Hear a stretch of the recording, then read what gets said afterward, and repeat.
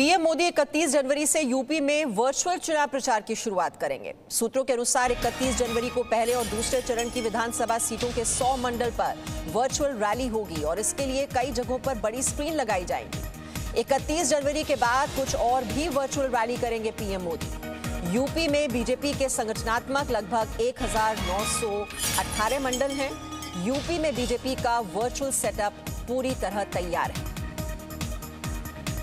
तो 31 जनवरी को पीएम की पहली वर्चुअल रैली होगी। ये सूत्रों से बड़ी जानकारी सामने आ रही है। वर्चुअल रैली के लिए कई जगह पर ये बड़े बड़े स्क्रीन लगाए जाएंगे। तो बीजेपी के चुनाव प्रचार से ये जुड़ी हुई बड़ी खबर। अभी डोर टू डोर कैंपेन तो बीजेपी के तमाम दिग्गज कर ही रहे हैं और वर्चुअल रैली की शुरुआत करेंगे पीएम मोदी 31 जनवरी से। और डिटेल्स ले लेते हैं, हमारे सहयोगी विशाल पांडे हमारे साथ हैं। विशाल, बीजेपी के बड़े बड़े दिग्गज हम देख रहे हैं, अमित शाह से लेकर योगी आदित्यनाथ, जेपी नड्डा, वो तो डोर टू डोर कैंपेन कर ही रहे हैं। लेकिन इस चुनावी प्रचार को और धार देने के लिए अब पीएम मोदी की वर्चुअल रैली की शुरुआत 31 जनवरी से।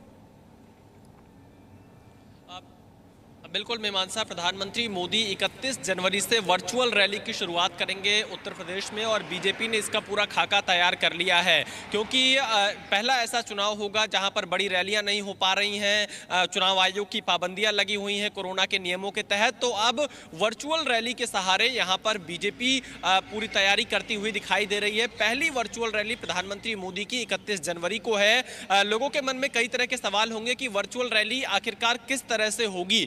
पहली चीज ये कि एक लिंक दिया जाएगा जिसके माध्यम से पूरे उत्तर प्रदेश में लोग उस लिंक के माध्यम से प्रधानमंत्री मोदी की वर्चुअल रैली के सहारे जुड़ सकते हैं। दूसरी जो पहले और दूसरे चरण का चुनाव जहां पर होना है वहां पर बीजेपी के संगठनात्मक जो मंडल है, लगभग 100 मंडल में प्रधानमंत्री मोदी की वर्चुअल रैली की तैयारी की जा रही है, जिसमें वर्चुअल कम फिजिकल की तैयारी यहां पर बीजेपी की तरफ से की गई है। यानी जो अभी चुनाव आयोग ने नियमों में ढील दी है कि एक स्थान पर लगभग 500 लोग किसी एलईडी स्क्रीन पर कोई भाषण देख सकते हैं, सुन सकते हैं। तो खुले स्थानों पर 500 की संख्या में लोग प्रधानमंत्री मोदी के वर्चुअल रैली को देखते सुनते हुए नजर आ सकते हैं। 31 जनवरी को कुछ इस तरह की तैयारी की गई है और यूपी में बीजेपी के संगठनात्मक लगभग 1918 मंडल हैं। यानी इस हिसाब से आने वाले दिनों में उत्तर प्रदेश में बीजेपी प्रधानमंत्री मोदी की लगभग 19 से 20 वर्चुअल रैलियां उत्तर प्रदेश में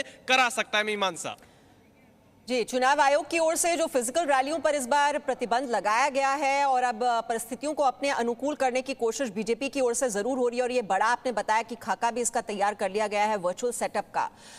ये परेशानी और इनका सामना कैसे करेंगे विरोधी दल, क्योंकि हम देख रहे हैं कि डोर टू डोर कैंपेन की और लगातार संवाददाता सम्मेलन के जरिए अपनी बात पहुंचाने की कोशिश तो अखिलेश यादव भी कर रहे हैं, बाकी पार्टियां भी कर रही हैं। तो उनके सामने भी ये बड़ी चुनौती होगी कि किस तरह से लोगों के बीच जाया जाए।